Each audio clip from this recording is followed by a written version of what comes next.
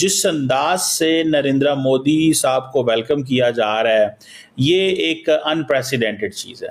पहली बात तो ये है, इसकी तारीख में मिसाल नहीं मिलती। झुकती है दुनिया, बस झुकाने वाला होना चाहिए, वो दबदबा होना चाहिए, वो ऑरा होना चाहिए, वो रिप्रेजेंटेशन होना चाहिए, वो प्रेजेंटेबिलिटी होनी चाहिए कि दुनिया आपके सामने आकर के झुक जाए। नरेंद्र मोदी को वेलकम करने के लिए, उनके प्लेन को एस्कॉर्ट करने के लिए 3 फाइटर जेट्स सऊदी अरेबिया की गवर्नमेंट ने भेजे। इंडिया ने बांग्लादेश के लिए एक नया मसला खड़ा कर दिया है। इंडिया ने बांग्लादेश को दिए जाने वाले रेलवे फंड्स मुकम्मल तौर पर बंद कर दिए हैं। पीएम मोदी की जो पॉलिसीज हैं वो पाकिस्तान के लिए बहुत ज्यादा फेवर नहीं करती। पाकिस्तान से तो वो मतलब एक तरह से पल्ला ही झाड़ चुके हैं। उनको कहना है कि जी हम तो ना पाकिस्तान से बात करना चाहते हैं, ना पाकिस्तान के साथ मिलना। चीन के जो इंडिया में सफीर हैं, उन्होंने एक इंटरव्यू में बताया कि चीन इंडिया की प्रीमियम प्रोडक्ट्स की बरामद में इजाफा करेगा और इंडियन कंपनियों को बगैर किसी तफरीक के चीन के साथ तजारत में सहूलत दी जाएगी। अमेरिका भी पहले इंडिया को सहूलतें दे चुका है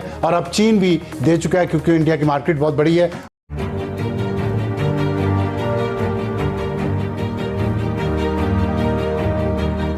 नमस्ते दोस्तों, जय हिंद। निक न्यूज़ भारत की रिएक्शन वीडियो में आप सभी का स्वागत है।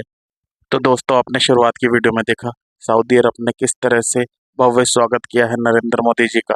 और दोस्तों, सऊदी अरब के 3 एयरफोर्स के जहाज़ नरेंद्र मोदी जी को सऊदी अरब ले गए।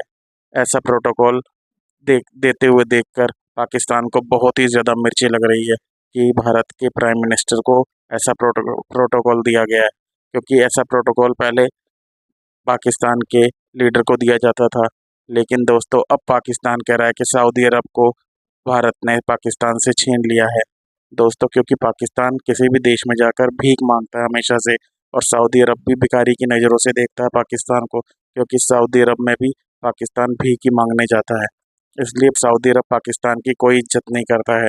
इसी बात को लेकर पाकिस्तानी बहुत ही ज़्यादा चिढ़े बैठे हैं। और दोस्तों, सऊदी अरब में नरेंद्र मोदी जी का स्वागत इंडियन ट्रेडिशनल स्टाइल में किया गया, जिसे देखकर तो पाकिस्तानियों के होश उड़े बैठे हैं।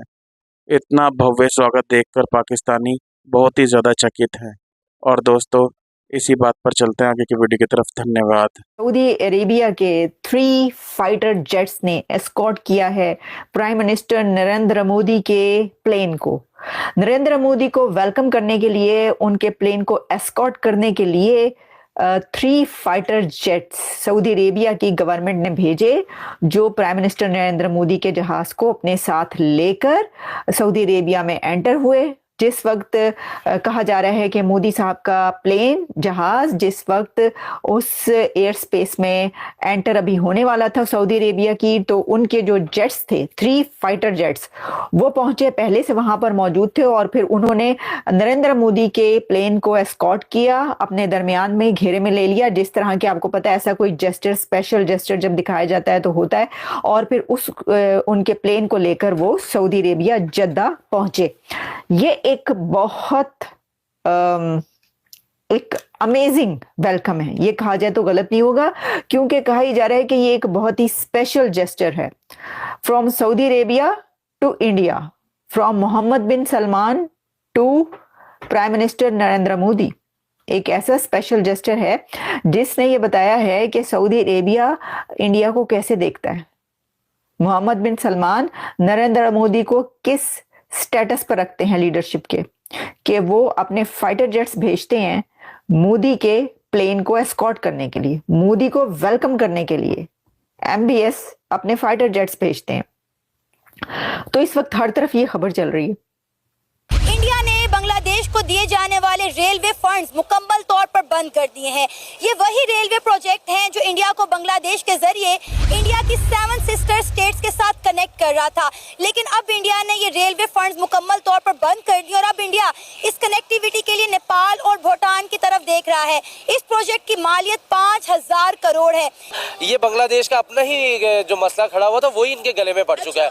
आपको याद हो, आपके प्रोग्राम में मैंने एक मरतबा कहा था कि इंडिया का रिएक्शन आएगा बहुत बुरा आएगा, लेकिन जो अब जो रिएक्शन आया है ना, ये इसको अगर हम समझें ये आखिर रिएक्शन क्यों आया है। आपको याद हो कि पिछले दिनों के अंदर वेस्ट बंगाल के अंदर जो कुछ किया है मुसलमानों ने, तो वहां की इंडियन मीडिया ये ब्लेम करती है, हमें नजर आ रही है कि वो जो कुछ किया है वो बांग्लादेश वालों ने किया है। यानी कि बांग्लादेश का बॉर्डर बिल्कुल टच है, वहां पर मुर्शिदाबाद के अंदर बंगाली ज्यादा रहते हैं, मुसलमान कम्युनिटी ज्यादा रहती है। तो हमने कहा कि दस्ती के दस्ती आप तक हाथ के हाथ ये खबर पहुंचाएं। अभी अभी लेटेस्ट न्यूज़ है ये। अभी मोदी साहब पहुंचे हैं Saudi Arabia. Modi is the first leader in decades, first Indian leader in decades के जो जद्दा पहुंचेंगे। आप अगर ये समझ रहे हैं कि हम सऊदी अरेबिया कह रहे हैं, नहीं, सऊदी अरेबिया नहीं, हम जद्दा की बात करें।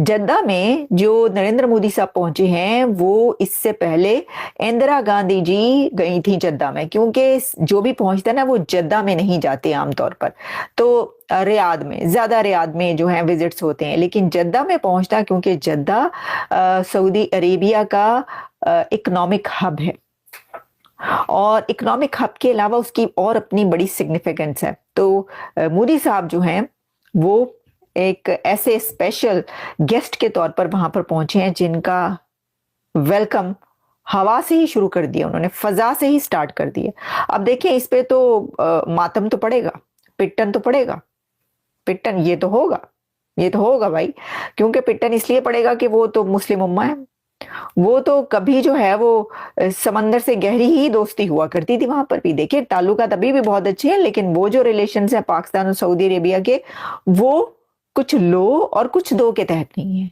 वो कुछ दो और कुछ और भी दो और कुछ और दे दो और कुछ और दो, इस पर है।